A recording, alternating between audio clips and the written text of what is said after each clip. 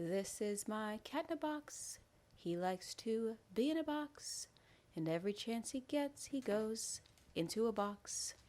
We're not so unlike them. We get into boxes. I'm in a box right now. My house is a box. Even people without houses get into boxes. Without one word, not without houses, not people who own an outhouse. People sans houses are also in boxes. They're in tents. A lot of you do not live in Los Angeles, so you don't have various shanty towns of tents set up outside of all of your stores. I have one outside the Target, outside the CVS, outside the other CVS, outside the dollar store, down by the bike path. It doesn't matter. Even people without homes are still in boxes. They're in tents. We're both in boxes, but my box is better because mine is made of wood and mine has plumbing. Our cars are boxes too. It is a metal box that protects me from whatever might be, like rain, bad drivers who are texting. My box of a car should protect me from these things, unlike people who drive motorcycles who are without boxes. Anyway, that is very literal. That is a very literal interpretation of the idea of getting into boxes. See, cats are solitary animals for the most part. Humans are super social. That's why we have taken over the world. We don't have the best weapons like claws and so forth. We're still able to run this whole world. Isn't that crazy? It's because we're social. It's because we make friends.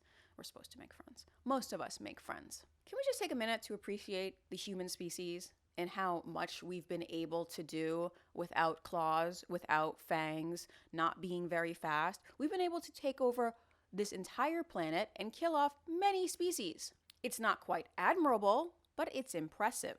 Can something be shameful and impressive at the same time? Ask a reality TV star. Anyway, that is not the point. My point is that the boxes we put ourselves in are social boxes. They're identity boxes. They're groups, they're tribes. They're still boxes because there's a clear barrier.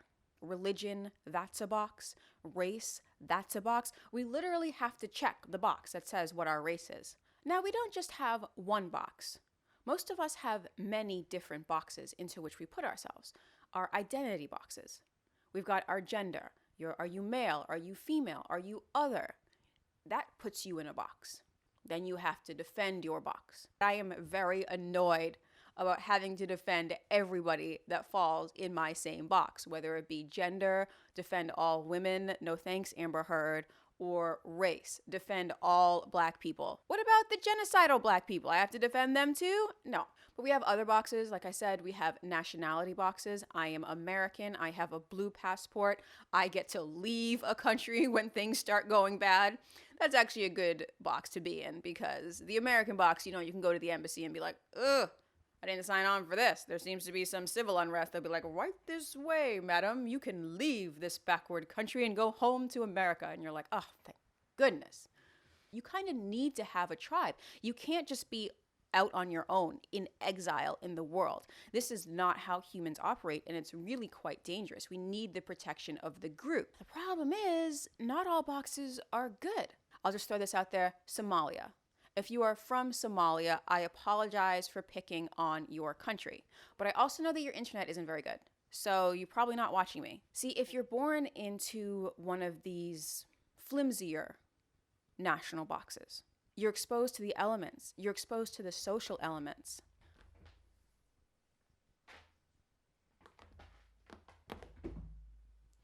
So some country boxes are fantastic. The United States country box, pretty cool. It's a solid B. The United States country box is a solid B box. There are some boxes that are Fs. Solid Fs. Failure. Can you hear him? He is so mad. Sometimes it is really good that he gets into these boxes because I've had to take him to the vet a few times because he's a kid, he needs his shots, he needs to get neutered, all these things. Sometimes it's really hard to get your animal into the carrier, but with Cosmo, I can just open the door and he just goes right in and then I close it and then I take him to the vet and it's no problem. Easy peasy. Now, this is something that applies to people too, because sometimes people will put themselves into boxes. Not just I was born into a family, so I am in this box. I live in this house, so I am in this box. I was born into this race or gender or religion or what have you, and so I am in this box. They will voluntarily get into boxes just because the box is there and maybe they feel a little insecure. Now, I would never abuse Cosmo's trust. I would never put him into a box or trap him in a box and then take him somewhere he doesn't want to go. But this is not the same for people. Because aren't cults boxes? They're deliberately set to trap people and then use their energy for the group. These aren't the only thought boxes out there. There are many, many different kinds. If you go online, there's all kind of isms. I can't stand the isms. Do you believe in communism? Do you believe in socialism? Do you believe in capitalism? I believe in whatever works. Could be a mishmash. I don't care. Does it work? That's what I believe in right now. Do you need new infrastructure? Okay, what do you need to do to build that infrastructure? Is it an ism? Who cares? Who cares? Build the infrastructure and let people get home to their families. Whatever ism that is that utilitarianism? No, it's not, because people still go home to their families. It's getting stuff done. And that's a problem, because if you're not in a box, then you are sort of just out there with nobody to defend you. I see why people get into these boxes. Some of these social boxes that we put ourselves in or we put our family in can be really harmful, and they can be a little insidious. You don't even know that they're there, but they're still there, and they're still putting a boundary around you that you may not even be aware of. For example, just think about this. 2 families, 2 couples. One couple is a professor and a homemaker, and the other couple is a plumber and a babysitter. They both make 80 grand a year. It's a decent living. Like, you're not traveling on private jets, but you're getting by, definitely. It's a comfortable living in the United States. Both of these couples in the same town, whose kid is more likely to go to college? See, that's a box. That's another box, because you're seeing your limitations based on what you see around you. So you put yourself in a box. There's this really good analogy of how to keep an elephant from wandering off. And that's, you stake it, you tie it, you tie something to a stake and you put it in the ground. And when it's little, it can't move that. But as it gets older and it's an elephant and it's huge and it could just throw this thing away, it doesn't anymore because it's already put itself into this emotional box. That's the same thing with this family, these 2 families. Now, the one who's the child of the professor is still within their box. And I'm sure a lot of you watching at home have that same internalized box. Maybe it's our comfort zone. Maybe it's what we naturally want to do, is be in this box, just like the cat just wants to be in the box. You know, I've seen it a lot over this past year because we've been so online, because a lot of the outside world has kind of been shut down. And so we've been on our online world. And I see people forcing themselves into these social boxes. What is the correct way to be a young man? What is the correct way to be a young lady? What is the correct way to gain popularity and clout and so forth and so on? Influence in the community. This is also a double-edged sword, because this social pressure changes who the person is. People adapt to the social pressure. Now, this is a good thing.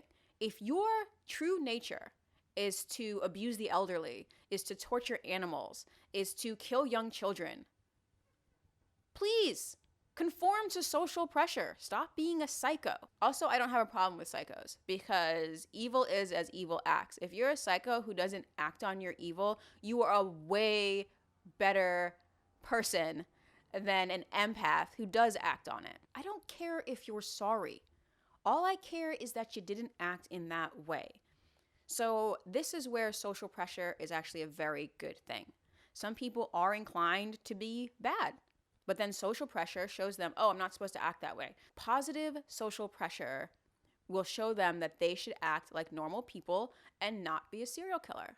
The point is that if you're a person whose natural inclination is to, I don't know, read books, eat salads, wait for all the evidence to come in before you make a judgment, then it's a terrible thing to conform to social pressures. Then social pressures are your enemy. They're not your friend. I guess the moral of the story is always be yourself unless yourself is an asshole, in which case conform to social pressures. Peer pressure is your friend if you're naturally an asshole. Now, it doesn't have to be as serious as you are a serial killer. That's pretty serious. That's taking it all the way to the extreme. There are social movements that put you in a box. There are social movements in which you put yourself and you get into, like a cat stepping into a box. And it's just not that serious. There are groups you can join. And yes, they ask you to conform, but it's not the end of the world. The PTA, for example, how hard is that? You show up on time, you bake cookies, you don't cuss anybody out, even if they deserve to get cussed out, and you certainly don't cuss a child out. And that's it. You get to be in the PTA. No problem. It's not that serious. It's a fun little box to be in. There are other social movements and other groups that are not so positive. Cults, for example. These are social movements that are not so positive. And it starts off little. It starts off small. It starts off, do you believe that the leader is special? Yes, I believe that the leader is special. Do you believe that the ideology is better than other ideology? Yes, I believe that the ideology is better than other ideology. So if the leader is special and our ideology is better, doesn't that mean the leader gets to sleep with your wife? Getting into this cult box made this person agree to behavior, made this person agree to go along with something that they otherwise wouldn't have gone along with. That's because they got into the cat carrier. They thought it was an Amazon box, but it was a cat carrier. Now they're getting picked up and pulled wherever. I'm going to link at the bottom. Are you in a church or are you in a cult? That is a test of it. If they have you going along with things way outside of what you would normally be okay with, because you already agreed you're part of the group. You want to be in the group. Well, now the group is getting kind of weird, but I'm still in the group. I don't want to be in the group anymore. Get me out of this box. It's not always cults, though. Sometimes it's social movements that are a little silly or dangerous or lead people astray. Here's one, the Nazi Party. Now, some people were in the party and they were legit evil or they were legit brainwashed, which, trust, most of us can be. Trust. But after that, after Hitler came to power, a lot of Germans ended up dying. Germans that weren't necessarily bad people, but they were in the German box, and the German box got taken over by the Nazi box, and they're like, well, I'm German still. So this is what my country is doing. Now they have to go along with something they otherwise wouldn't go along with because they're in this bigger box. They got taken for a real ride. Some of them were actually driving. And as it turns out, the German people were the ones who ended up getting taken for a ride, and the Austrian people. It was a whole mess. I feel terrible. Especially, and like the Italians too, they got taken for this ride because they're following this leader who's like, oh, he's a good leader. He can drive really well. He gives these good speeches from his balcony. Ugh. You ask my neighbor, who's 87 right now, how getting into that box worked out for her family. Also in Europe, I'm sorry, but I studied European history, the witch hunts. This was another box that took people farther than they wanted to go. I feel it took a lot of people farther than they wanted to go. Yes, some people were legit evil and they were burning these women in order to steal their property, in order to silence them and steal their property and just generally be perverted jerks. But some people were just like, well, I'm Catholic. Well, I believe what my religion says. I believe what the Inquisition says. They have to be right because they're from this institution and I'm in this religion box. So I guess I'll go along with it. And then they're like, well, your sister's a witch. And you got to say, oh, shoot. Well, I better not defend her or I'll get burned too. So you're going along with it and you're going along with it and you're going along with it and you get taken farther than you wanted to be taken. This is a reckless driver with a cat carrier in the back seat, and it just got out of hand. Right think versus wrong think. If you're in the right think box, then you must condemn the wrong think box. And if you're in the wrong think box, well, sucks to be you. Of course, this is the extreme. The Hitler example, this is the extreme. We see a lot of goofier examples. I really believe that in like 5 to 10 years, this white fragility thing is going to be a joke. The fragility part is meant to capture how little it takes to set white people off. to set us off into defensiveness. So for many white people, the mere suggestion that white has meaning will cause us to erupt in defensiveness. For many of your listeners, the fact that I'm generalizing right now about white people will set off the defensiveness. Individualism is a really precious ideology for white people, and we do not like to be generalized about. Do not talk about any other issue without talking about how race informs that issue. And when someone says it's about class, that tends to function as a way to get race off the table. I say that because it is usually if you study the structure of the Negro community, economically, politically, civically, psychologically, and otherwise, it's controlled by the white liberal, who usually poses as the friend of the Negro, who actually differs from the white conservative in the same way that the fox differs from the wolf. Their appetite is the same. Their motives are the same. It's only their mannerisms and methods that differ. I'm suspicious of whites who join Negroes and always have to be in the lead, who always have to be the head, who always have to be at the top in Negro organizations. Those whites who really have the interest of blacks at heart, let them give some advice to some Negroes and stand on the sideline, but don't join the organization and then get at the head of it and pose as a friend of Negroes. I totally sympathize with what White Fragility is trying to do. White Fragility is a book by Robin DiAngelo, and it explains how all white people are racist. It claims to be anti-racist, but its very premise is racist. And the passion of this past summer has caused a lot of white people to identify as allies. And because they've identified as allies, they're being taken for a ride right now because they don't want to say, I'm not an ally, I'm not anti-racist, or I'm not anti-racist. So if they are anti-racist, then they're anti-racist. But if they're not anti-racist, they're racist. But if they're not anti-racist, then they're also not racist. Anyway, they don't want to not be an ally. And so what does being an ally mean? Now the definition gets changed. It's a fantastic hustle. I will never look down on a hustle because I always respect a hustle. I know how hard this capitalism is, so get yours. I get it. But I think this white fragility thing is going to blow up in a lot of people's faces in about 10 years. They're going to be like, how did I fall for this? I have a dream that my 4 little children will one day live in a nation where they will not be judged by the color of their skin, but by the content of their character. I have a dream today. I saw an ally this past summer trying to help, but also saying, what right do we have to tell black people how to protest? So what if they steal things and set other stuff on fire? They're just saying their truth. Thank you to all the allies. I know it's coming from a good place, but saying something that is racist, is anti-racist, is racist. This also means that if you call yourself an ally and are naturally an asshole, so you're an asshole to all white people, but then you're fake nice to black people, you're still racist. Does that make sense? Because your natural self is an asshole. To be anti-racist, you have to be an asshole to everybody. Or you could do the right thing and meditate and not be an asshole to anybody, but I feel that we need assholes in this world too. So if you're an asshole only to white people and not to black people, you're still a racist. That's basically my thoughts on this past summer. Anyway, this white fragility is an extreme example of this. I don't know if the general wokeness thing will also fall into this category in 10 years or so. I know in the past 10 years, the definition of woke has shifted considerably.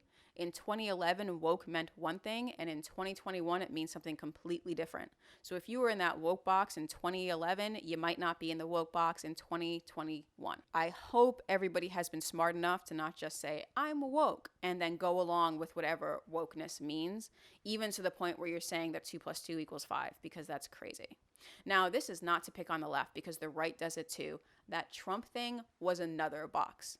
And those people went in saying, I believe we shouldn't have our jobs moved to China. And by the end, they were storming the Capitol. So anyone can get in this box. It's not even a specific box. It's whatever box. People just have a tendency to get into boxes. We see this in politics in America a lot. We see people who have the tendency to get into boxes go from one box to the other. For example, they'll see something on the far left that bothers them, and they'll say, this isn't the case. I don't believe this in guns anymore. And then maybe they'll say, I don't like this regulation. And then by the end of it, they don't believe in climate change. How did you change your stance on climate change? Because you got out of the left box. You know what I'm thinking? Like, some people just need to be in a box. And it doesn't matter. They're the ones that go from this religion to that religion, to this religion to that religion, from this political group to that political group. And it's just like, chill. You don't have to be in a box. All this to say that, yes, we do kind of have to be in a box. We have to be in our national box. We have to be in our gender box. We have to be in our whatever box. And boxes help us. Boxes protect us. The community protects us. But just be careful which box you get into. Is it a strong box? Is it a wooden box? Or is it a flimsy cardboard box that will just fall apart at the first rain? Be very careful. And no, we're not better than cats. Subscribe.